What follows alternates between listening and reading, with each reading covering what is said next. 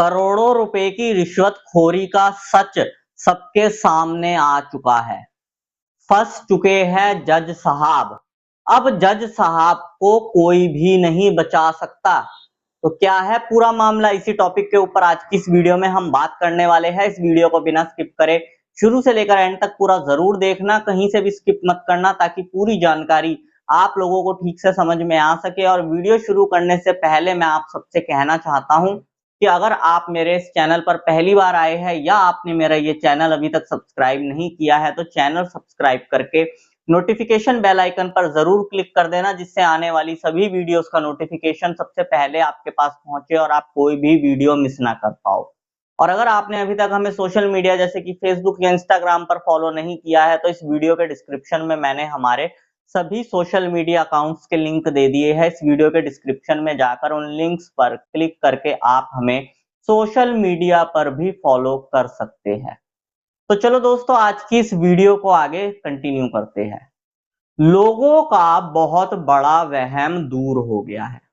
जो लोग ये सोचते हैं कि राष्ट्रपति कुछ नहीं कर सकती, राष्ट्रपति के हाथ में कोई भी पावर नहीं है, राष्ट्रपति जुडिशरी का कुछ नहीं बिगाड़ सकती, इस फैसले से ये साबित हो गया है कि आखिर राष्ट्रपति के हाथ में क्या पावर होती है। जो लोग वहम में जी रहे हैं या किसी गलत फहमी में जी रहे हैं, जो ये सोचते हैं कि राष्ट्रपति जो है वो जुडिशरी का कुछ नहीं कर सकती, जुडिशरी की पावर राष्ट्रपति से भी बड़ी है। सबसे पहले मैं उन लोगों को ये बात बता दूं कि अगर सुप्रीम कोर्ट किसी को फांसी की सजा सुना देता है ना, तो अंत में राष्ट्रपति ही एक ऐसी पोस्ट है जिसके पास ये पावर होती है कि वो किसी की भी फांसी की सजा तक कैंसल कर सकती है। और इस फैसले में सुप्रीम कोर्ट ने भी कुछ ऐसी ही बात कही है, जिससे ये चीज साबित होती है कि आखिर राष्ट्रपति की पावर क्या होती है। पहले तो मैं आप लोगों को ये बता दूं कि जज साहब का 15 करोड़ रुपए के काले धन का मामला सामने जो आया था वो सच साबित हो चुका है। आप लोगों को पता ही होगा कि अभी हाल फिलहाल में दिल्ली हाई कोर्ट के जज यशवंत वर्मा के घर पर आग लग गई थी और उस दौरान उनके घर से 15 करोड़ रुपए कैश पाया गया था। वो जो 15 करोड़ रुपए कैश था वो काला धन था। वो काला धन जो उन्होंने रिश्वतखोरी करके जमा किया था, लोगों से रिश्वत खा खा कर उनके फेवर में फैसले सुनाए थे, गलत जजमेंट सुनाए थे और ना जाने कितने निर्दोषों को प्रताड़ित किया था। अक्सर यही चीज कोर्ट में होती है कि जो बड़े अमीर लोग होते हैं या जो अपराधी किस्म के लोग होते हैं, वो इन जजों के मुंह पर नोटों का बंडल मारकर जजमेंट खरीद लेते हैं। और यही कारण होता है कि एक आम इंसान को, एक गरीब इंसान को, एक मध्यम वर्ग के इंसान को कभी भी न्याय नहीं मिल पाता। जिसका सबसे बड़ा सबूत यही था कि दिल्ली हाई कोर्ट के जज यशवंत वर्मा के घर पर 15 करोड़ रुपए के काले धन की धनराशि पाई गई थी, जो उन्होंने इसी तरह रिश्वत खा खा कर जमा की थी। हालांकि सुप्रीम कोर्ट ने उस समय बहुत कोशिश की थी यशवंत वर्मा को बचाने की। कभी तो उनका ट्रांसफर इलाहाबाद हाईकोर्ट कर रहे थे, तो कभी उनको छुट्टियां दे रहे थे। और इतना ही नहीं, यशवंत वर्मा के खिलाफ एफआईआर तक दर्ज करने से सुप्रीम कोर्ट ने मना कर दिया था। फुल सपोर्ट था यशवंत वर्मा को उसके काले कारनामों में। लेकिन अब सच सबके सामने आ चुका है और सच मैं आप लोगों को बताने जा रहा हूं। हिंदुस्तान टाइम्स की न्यूज आई है, सबसे पहले मैं आप लोगों को वो न्यूज पढ़ के सुना देता हूं कि कैश कांड में बुरे फंसे यशवंत वर्मा, सुप्रीम कोर्ट की कमेटी ने सही पाए सारे आरोप। इससे पहले सुप्रीम कोर्ट ने इन हाउस जांच लंबित रहने के कारण अपने न्यायिक आदेश में जस्टिस यशवंत वर्मा के खिलाफ एफआईआर दर्ज करने वाली मांग और याचिका पर सुनवाई करने से इनकार कर दिया था। न्यायमूर्ति यशवंत वर्मा के आवास से कैश बरामद के मामले में उन पर लगे आरोपों को सही पाया समिति ने अपनी यह रिपोर्ट 4 मई को भारत के प्रधान न्यायाधीश यानी कि CJI chief justice of India Sanjeev Khanna को सौंपी। सूत्रों के अनुसार न्यायमूर्ति वर्मा से इस्तीफा देने को कहा गया है। अगर वो इस्तीफा नहीं देते तो ये रिपोर्ट राष्ट्रपति को भेजी जाएगी और उनके खिलाफ एक्शन लेने की सिफारिश की जाएगी। अब आप लोग खुद समझ सकते हो कि राष्ट्रपति के हाथ में कितनी बड़ी पावर है।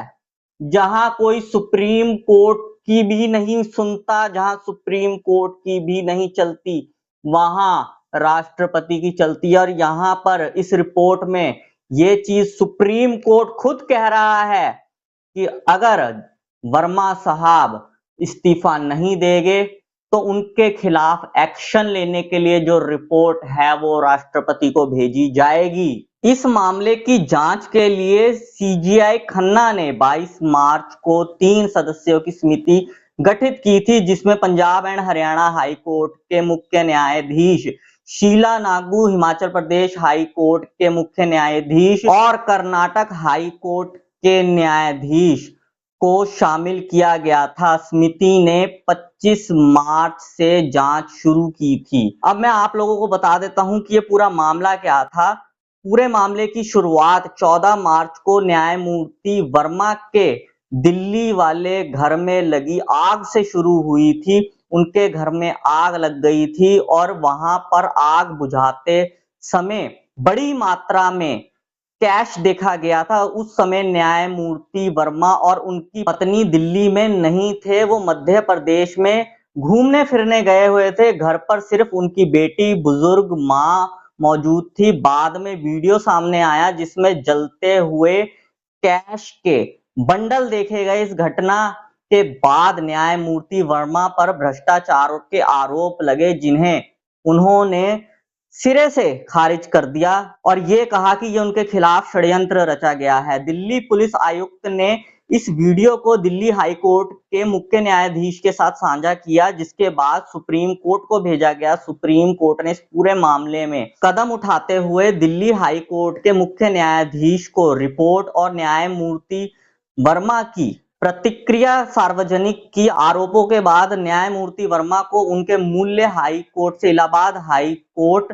भेज दिया गया, जहां हाल ही में उन्होंने फिर से पद की शपथ ली थी। फिलहाल उनके न्यायिक कार्य पर रोक लगा दी गई थी, यानी वो किसी भी मामले की कोई सुनवाई नहीं कर सकते थे। इस फैसले के विरोध में Allahabad high court bar association ने हड़ताल भी की थी। तो यहां से ये चीज सीधी सीधी साबित होती है कि किस तरह कोर्ट कचहरियों में करप्शन होती है, किस तरह जज करप्शन करते हैं, लोगों से पैसा लेते हैं और जिनसे पैसा लेते हैं फिर उनके फेवर में जजमेंट सुनाते हैं। अभी 2 दिन पहले ही मैंने आपको एक खबर सुनाई थी जिसमें मैंने आपको बताया था कि एक मामले में अभी हाल फिलहाल में मध्य प्रदेश के सिविल जज को बर्खास्त किया गया है, क्योंकि उन्होंने कुछ आपराधिक मामलों में आरोपी जिनका दोष सिद्ध हो चुका था उन्हें बिना जजमेंट लिखे ही बरी कर दिया था। ऐसे ना जाने कितने मामले हैं हमारे देश में जहां पर जुडिशरी में इसी तरीके की चीजें हो रही है। दोषियों से और अमीर लोगों से पैसा लेकर, रिश्वत लेकर ये जो जज बैठे हुए हैं उनके फेवर में फैसला सुना देते हैं। एक मध्यम वर्ग का व्यक्ति, आम इंसान, गरीब इंसान न्याय पाने के लिए कोर्ट कचहरी में धक्के खाता रहता है, खाता रहता है, खाता रहता है, उसे न्याय नहीं मिलता। अंत में वो व्यक्ति परेशान होकर मृत्यु को प्राप्त हो जाता है, लेकिन उसे न्याय नहीं मिलता। ये हाल है हमारे देश की जुडिशरी का। बाकी दोस्तों, आप लोगों को क्या लगता है कि क्या जुडिशरी में सुधार होना चाहिए? क्योंकि जुडिशरी में बहुत ज्यादा करप्शन बढ़ चुकी है, जिस वजह से अब न्याय मिलना नामुमकिन हो चुका है हमारे देश के अंदर कोर्ट कचहरियों में। अगर आप लोगों को लगता है कि हाँ जुडिशरी में ये सुधार होना चाहिए, तो इस वीडियो के कमेंट बॉक्स में जरूर लिखना कि जुडिशरी में सुधार करो। बस यही जानकारी दोस्तों आज की इस वीडियो में मैं आप लोगों को देना चाहता था। उम्मीद करूंगा आपको ये जानकारी पसंद आई होगी। अगर आपको ये जानकारी पसंद आई हो तो इस वीडियो को लाइक जरूर कर देना। इस वीडियो को बाकी लोगों के साथ भी शेयर कर देना ताकि बाकी लोगों तक भी ये जानकारी पहुंच सके। और अगर आप लोगों का मेरे लिए कुछ सजेशन हो तो कमेंट बॉक्स में जरूर लिखना। मैं मिलता हूं आपसे अगली वीडियो में। Thank you very much.